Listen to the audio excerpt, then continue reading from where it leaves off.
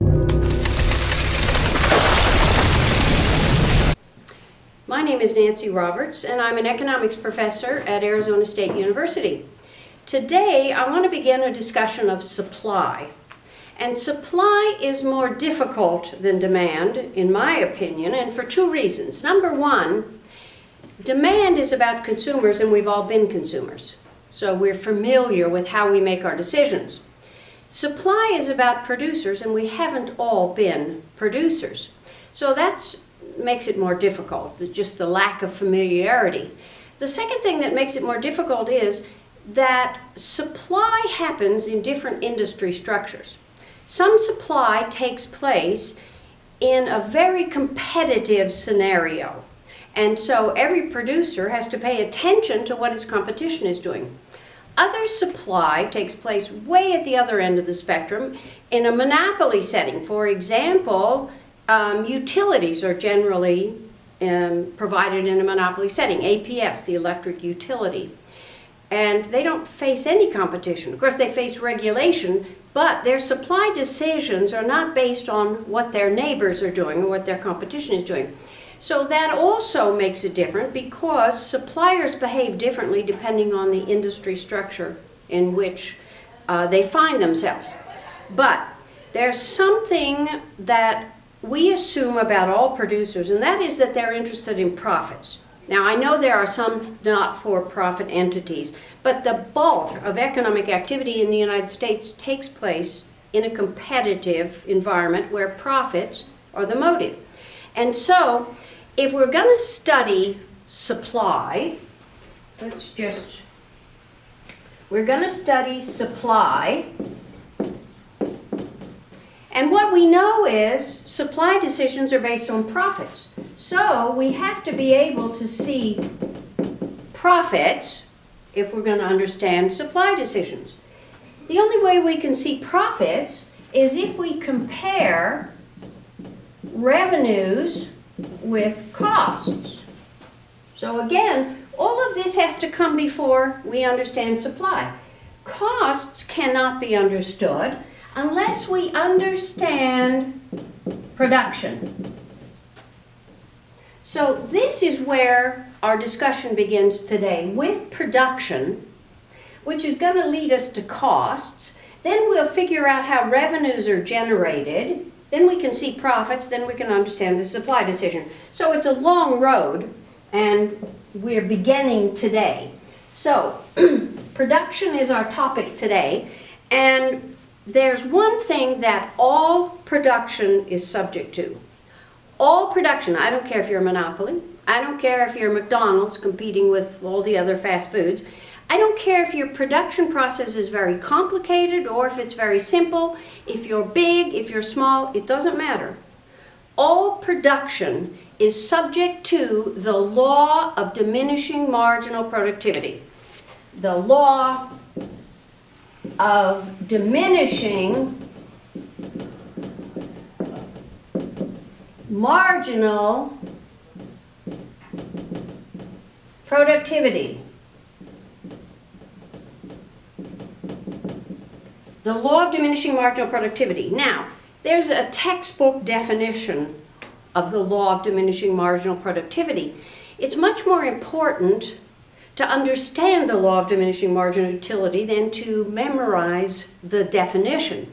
And so what I'm going to do is give you an example of the law of diminishing marginal productivity.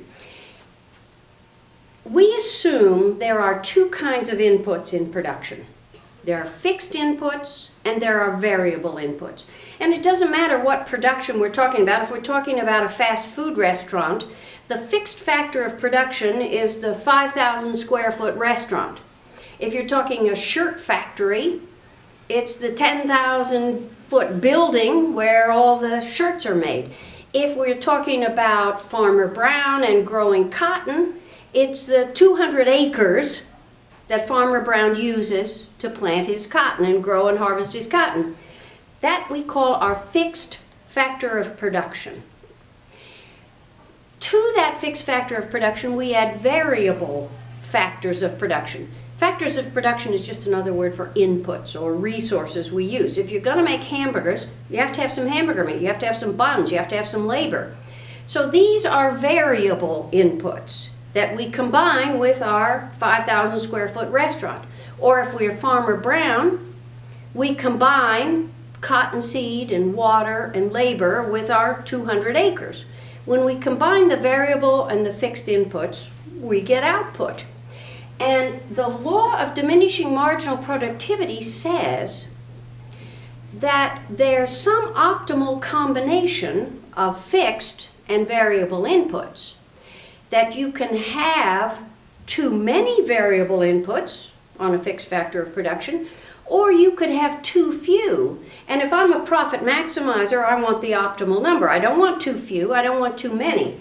And so let's just assume, just as a quick example here, that I'm going to grow tomatoes, and here's my patch of land right here. I'm going to grow tomatoes in this little patch of land in my backyard. And so this is my fixed factor of production, this area where I've laid out to plant my tomatoes, and it's filled with soil. If I put one tomato seed there, and every day I come and put a cup of water there, at the end of the growing season, I'll have a vine full of tomatoes. And I said, well, that worked well. I like that. This time, I'm going to put 2 seeds and 2 cups of water. So my fixed factor of production hasn't changed. My variable inputs have changed. So a cup of water every day. At the end of the growing season, I have 2 vines and I have more tomatoes. Well, that worked really well. Why don't we try 3? Cup of water, cup of water, cup of water, more tomatoes. So I say to myself, wow, this is working really well. I think what I'll do is go buy a 10-pound bag of tomato seed, dump it in here, and just turn on the garden hose. And what will happen at the end of the growing season? I'll just have a tub of mud. I won't have any tomatoes, because what I've done is I have put so many variable inputs on my fixed input that my output actually begins to grow at slower and slower amounts, and then if I just keep on adding more seeds and more water, more variable inputs, it'll actually diminish. So the law of diminishing marginal productivity, again, all production is subject to that. Okay, over here I just have an example. And again, let's assume a farmer. He's got 200 acres. That's his fixed factor of production. Capital is 200 acres. My variable, I'm going to grow cotton. My variable inputs are going to be cotton seeds, water, and labor. I need some labor. And because we don't want to graph in Euclidean end space, what we're going to do is say every time we add a worker to our production, to my 200 acres, that worker is going to have some cottonseed and some water in his pocket. So that by adding one worker, I'm also adding some cottonseed and some water. And if I put one worker on my 200 acres, at the end of the growing season, I'll have 5 bales of cotton. If I put 2 workers on my 200 acres, that means I have more workers, I have more cottonseed, I have more water. I can get 15 bales. 3 workers, 30 bales, and so on.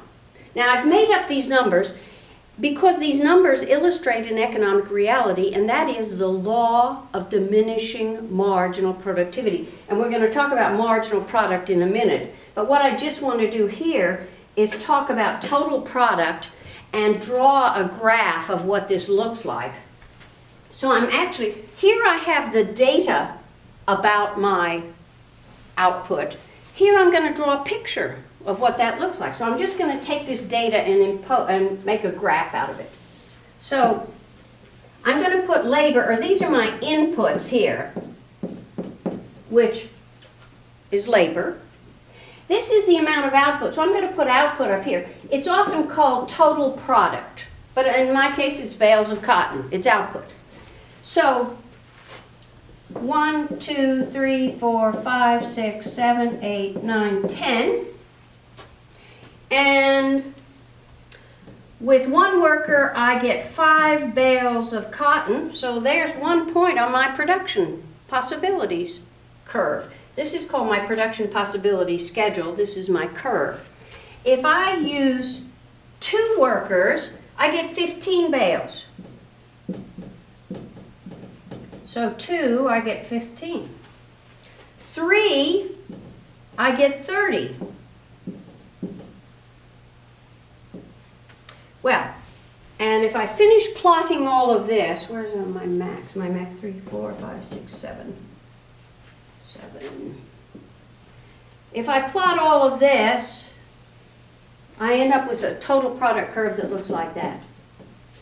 And at 7 workers, that's where output is maximized. If I add an 8th worker, you will notice that I actually get less output than when I only had 7 workers. So, I mean, we can assume what's going on here. This guy loafing, and he's basically what's happened is we have too many variable inputs on our 200 acres. And putting more and more water and seeds and labor ends up causing my total product to decrease even more. Now, you remember a minute ago I said, look, all production is subject to the law of diminishing marginal productivity. And that's what gives this curve its shape. All firms are different sizes, their production processes are more difficult, more complex, some are simpler. But nonetheless, all firms, no matter how big or small, are going to have this same shape. So they might have a total product curve that looks like that. Kind of small. They might have a total product curve that looks like this. But what you notice is we all have the same shape, which is due to this notion of diminishing marginal productivity. So what I want to do now in the next video is explain marginal product and how important it is. So we'll do that in the next video.